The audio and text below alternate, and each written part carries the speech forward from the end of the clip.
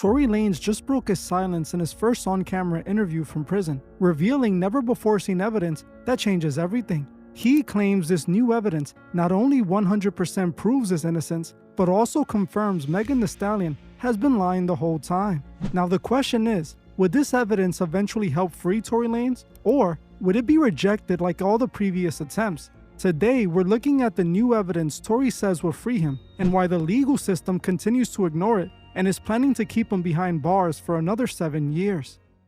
Just a few days back, the world got his first real glimpse of Tory Lanez since his imprisonment, and despite going through hell for the last few years, literally barely surviving a stabbing, he appeared to be in surprisingly good spirits. In this interview, he made some explosive comments that brought everything we know into question. For the first time on camera, Tory addressed the shooting directly and confronted what he calls the monster narrative, doing his best to clear the negative stigma surrounding his name, telling the interview point blank, "I have never been violent towards a woman, let alone shot one. Never been violent towards a woman. I would never hit a woman, let alone shoot a woman." But the most important part of the interview was his claim of overwhelming new evidence. Tory and his lawyer, Crystal Morgan, argued that the courts cannot refuse these new findings as they've done before. New evidence they got from Megan Thee Stallion, believe it or not. While Megan was trying to punish those whom she felt went against her, she unknowingly revealed information that could possibly be used to prove Tory's innocence. You see, while Megan was in the middle of a separate civil defamation trial against blogger Milagro Gramz, her team had to produce a massive amount of discovery. Because of this, she unknowingly revealed internal documents that Tory's team says were buried during his original 2022 trial, specifically a medical record from Megan's defamation trial against Milagro Gramz. This document was focused on the bullet fragments from the shooting. Tory's team claims this document proves something very suspicious was taking place since the very beginning. According to Tory, the records show that after the bullet fragments were removed, they weren't handed over to the authorities as they're supposed to do. Instead, they actually gave the fragments to a Cedars-Sinai security guard. And one claiming newly discovered evidence that they weren't provided during Lanez's 2022 trial, including hundreds of pages of medical records for Megan Thee Stallion, whose real name is Megan Pete, which they allege raise questions about the fragments removed from her foot after surgery. His team argues that the fragments were not provided ahead of trial and that this was a violation of due process. And we didn't have that chance. Or perhaps we could have questioned the doctors differently when they were on stand to impeach them, because it does look suspicious. Now ask yourself, why in the world were Megan's bullet fragments handed over to a security team instead of given directly to the police? In most high-profile cases, the police are supposed to be right there in the trauma room to take evidence. But in this case, the fragments supposedly sat with a hospital guard named Derek Cervantes before ever reaching a detective. In the world of forensics, once evidence leaves the hands of medical staff and goes to a third-party security team, the chain of custody is broken. Now ask yourself, how would we know if that guard was on someone's payroll? We have no idea who he was talking to that night. There is a chance that he could have been paid off. Honestly, nothing is off limits with the powerful people behind Meg. This is the insidious plan Tory is talking about. That alone raises a lot of questions, and to me points to an insidious, well-crafted plan to bring Tory down since the beginning. Think about it, this changes everything, because now we don't know if these fragments were altered or swapped out. Don't you think that's strange? To me, this proves that they plan to set Tory up from the very beginning. They know they couldn't turn those bullet fragments into the authorities because it would destroy the story they were about to tell. Because of this, Tory's legal team argued that the chain of command for logging evidence wasn't followed, and this is a textbook Brady violation. For those who don't know, a Brady violation is when the prosecution hides evidence that could potentially clear a defendant. If the jury had known that a random security guard was handling the primary physical evidence in the case, Tory's lawyers could have argued that the evidence was tampered with or even swapped. But why did the prosecution keep this a secret? And more importantly, why is the court still saying it doesn't matter?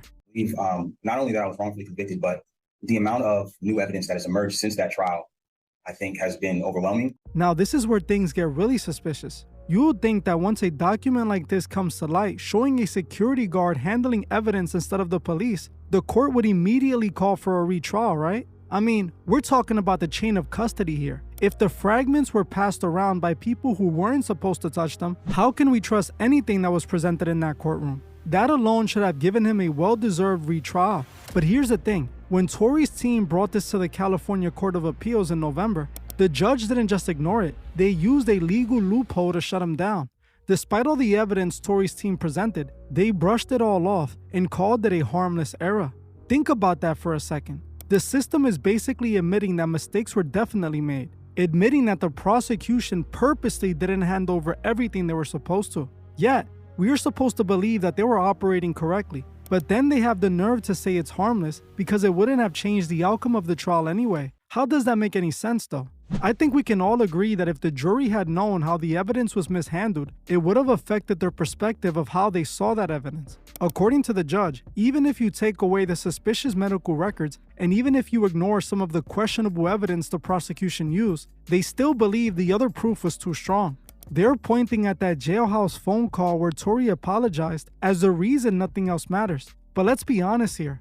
Although Tory did apologize, he never admitted to what he was apologizing for. Most people automatically assume the apology was for shooting Meg. But why would he do that? Honestly, think about it. If you committed a crime against someone that you know could get you double digits in prison, why would you destroy your chances of defending yourself in a trial by calling someone involved with the incident and apologizing for it? That's the easiest way to get convicted. He might as well have turned himself in for the shooting right there and then. Instead, Tory has always remained firm that he didn't do anything to Meg. I believe Tory was apologizing for sleeping with both Meg and Kelsey, not for shooting her. The prosecution never played a recording where Tory said, "I'm sorry for shooting you." All he said was sorry. They then took a man's guilt over his personal life and twisted it into a confession for a violent crime. The judge also claimed that Megan's emotional testimony on the stand was more than enough evidence to discredit the value of his new claims. But Meg's testimony shouldn't be used to discredit this new evidence. She literally told first responders at the scene of the shooting that she stepped on glass. So how did that happen to you? Glass. Glass? Where? Where we was coming from. Hey, can we get a sheet for her? That's the only place you got shot at? That's the only place you got shot? I didn't get shot. Oh, you didn't? No, ma'am. No, sir. Then, it turns out that the so-called bullet fragments were mishandled. Honestly, she's the person whose credibility should be in question. Now, obviously, she's not going to say anything that makes it look like she is not a victim. I honestly think she has given more than enough reasons not to be believed. She has lied since the day she claimed she got shot. She also lied during the Gayle King interview, and for all we know, she is lying right now. We are not inside of Megan's head. We don't know whether she is lying or being honest. And that's exactly why we should stick to the evidence. Evidence that Tory is trying to present. That's why I think her testimony shouldn't be used as a reason to throw out Tory's new evidence. To the court, those two things are like a shield that protects the entire case from being reopened. But ask yourself, if the case was so solid, why did the prosecution feel the need to hide 300 pages of medical records in the first place? Why go through all that trouble to keep the defense in the dark? It seems like the system is more worried about building this Tory is guilty narrative than they are about finding out the truth. Some would say that they just don't want to admit they got it wrong because of how high profile this case is. I think it's because there's likely a hidden hand behind the scenes that wants Tory to stay exactly where he is. They've already painted Tory as the villain, and now they're using these technicalities to make sure he never changes that perspective. They're telling Tory, it doesn't matter what you find now because you should have found it 3 years ago. But how can you find something that's being hidden from you?